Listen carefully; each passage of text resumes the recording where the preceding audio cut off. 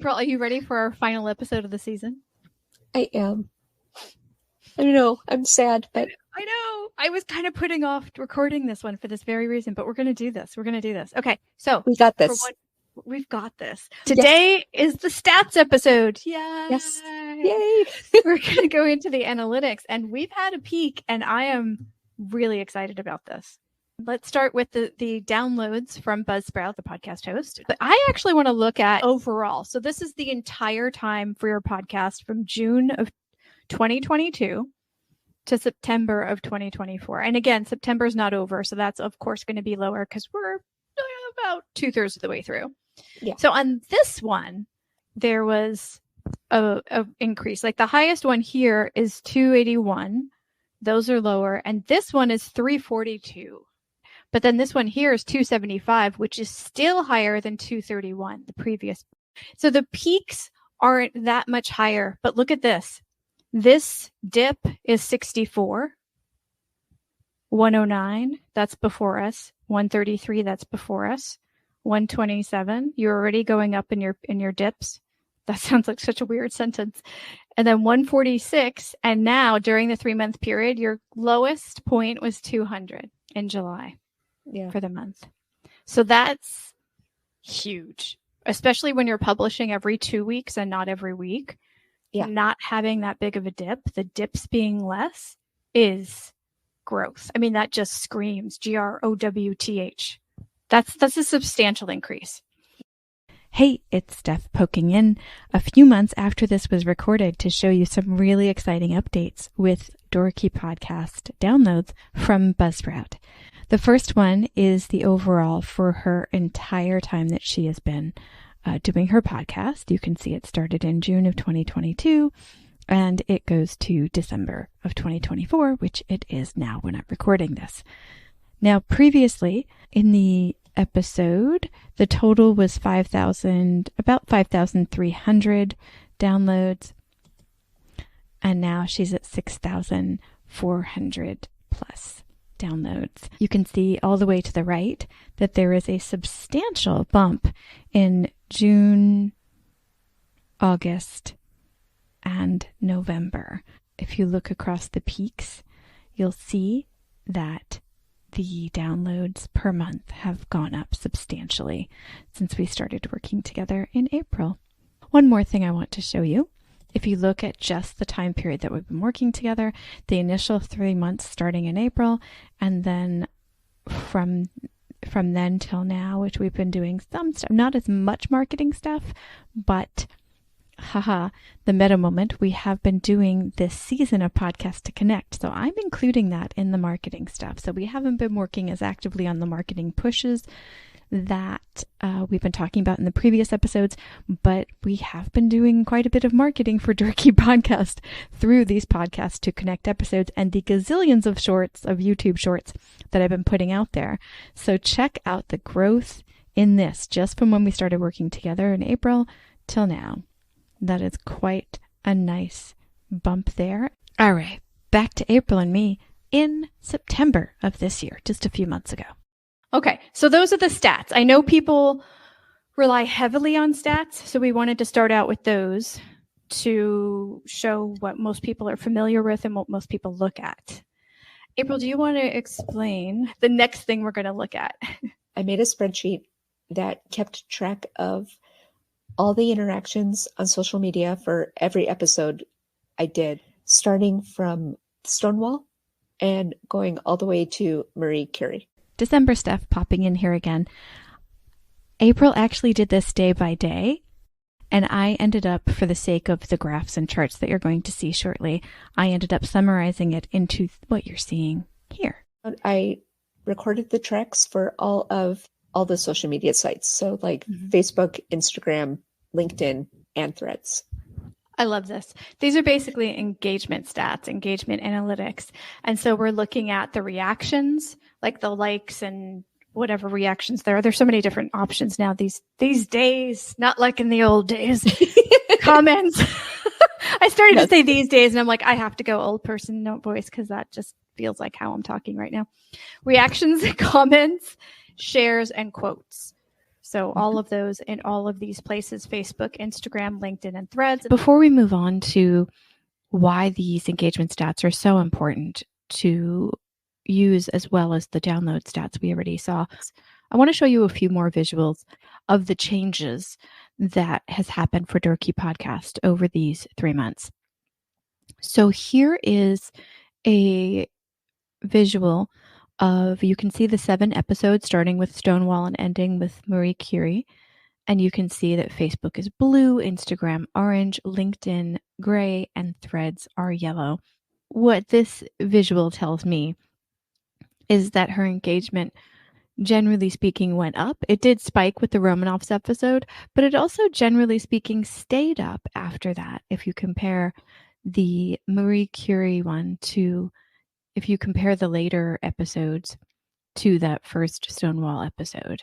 One more visual for you. This visual has all of the 7 episodes with the social media platforms, the same color coding. Blue is Facebook, orange is Instagram, gray is LinkedIn, and yellow is Threads, but it's all together combined. 4 of the 6 episodes after the first one when we worked together, 4 of the 6 were substantially higher than the first episode when we worked together. That, my friends, is realistic progress. Love it. And we're talking about engagement. We're not talking about downloads. We're talking about people actually responding to an episode on social media, which is not the platform where they're listening to it on. That kind of engagement, although not viral, who cares? It's engagement. It's feedback. It's communication from your listeners about your episode. Yes, I completely acknowledge that some people are just liking and sharing because they like the person. However, when we're including comments and quotes in there as well, like April mentions, that is gold. So those going up is phenomenal. I'm not surprised. You really should check out her podcast. April, what do you think is the biggest thing that sticks out to you with all of this? It shows more interactions on the posts I'm making as each episode progresses. I think that has a lot to do with me taking your advice on posting engagement questions on the type of things that I post to social media, why I post them. I always had intention, but you helped me put more intention behind it, and I think that difference shows. Yeah, I'm blown away by some of these. And you may think, oh, that's not viral. But honestly, for podcasters to get any feedback is phenomenal. And then with increasing feedback in that short a period of time. And this is such a fun way to look at a podcast, because it's not like on YouTube where there's a place right there. Like Spotify now has a comment section, but I would love to see the stats on how many people actually use it. Most of the people I've talked to aren't receiving comments on that yet. But in general, on podcast apps, there isn't a place to comment. You can't really like it unless you're on an app that has a review. And like you and I are on Podcast Addict, and you can write a review there. It's stuck on Podcast Addict. It doesn't go to the other ones. All the Apple reviews are stuck on Apple Podcasts, which, try as Apple might by revamping their website, is not really accessible for Android users. So it's really hard to gauge engagement. Yes. Yeah. And something else that I noticed was that on LinkedIn, I had a comment last episode, which was Helen Keller, as well as on Marie Curie, where people were commenting like, great episode. I learned things I didn't know. Yeah. And it's like, I don't know, like, those made me so happy, because that's what it's all about. Like, that's what I'm trying to do. That's the best. That's yeah. So. Warm fuzzies, warm fuzzies, warm fuzzies. Yeah. Yeah. For real. Yeah. And seriously, I'm not just saying this because of everything we've been through together, but I will legitimately listen to like one of your episodes. And then like that night I'll be like talking to my husband and saying, did you know? Blah, blah, blah, blah. And I'll like pick out like a fact or two that stuck with me. And I'll be like, how did I not know that? And oh, wait, thank you, April, for teaching me that. Oh, part of the reason I wanted to work with you is because that not many history podcasts, actually no history podcast had that impact on me until you. Oh. Mm-hmm. I would listen to them, get bored, and stop. Oh. So the lesson from today's look at the download stats, which everybody's familiar with, and the engagement stats that I hope more people start to play with, is look at the big picture. Look at all of it, and also look at how you feel after you publish an episode from what you get back from your listeners, and think about what you want. Are you selling something, or are you building a community? Are you sharing information? Like, what is the ultimate goal? And is what you're getting back from the listeners and what you're giving to them, is that balancing out to what you need and want to give to the world? That sounds cheesy, but I truly mean that. Yeah. I don't think it sounds cheesy at all. I think that's hitting the nail on the head, actually. Yeah. That's very and if sweet. anybody listening still hasn't heard an episode of Dorky, April, which one should they start with? Oh my goodness. I would start at the newest and work your way back.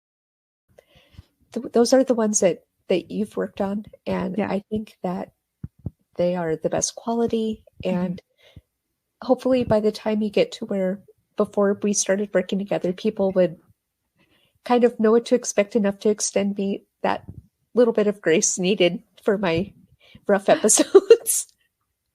Oh, I'll add to that. What was the name of the Chinese pirate? Zheng Yi Sao. Yeah, I would recommend starting there, or Sally Ride. Those were, I mean, there's so many good episodes, but I truly did not know anything about Zheng Yi Sao. So for me, that was like, whoa, she's badass. Yeah. She's pretty amazing. And April, this is the last time. Say goodbye, April. Goodbye. Bye, everybody. Thank you.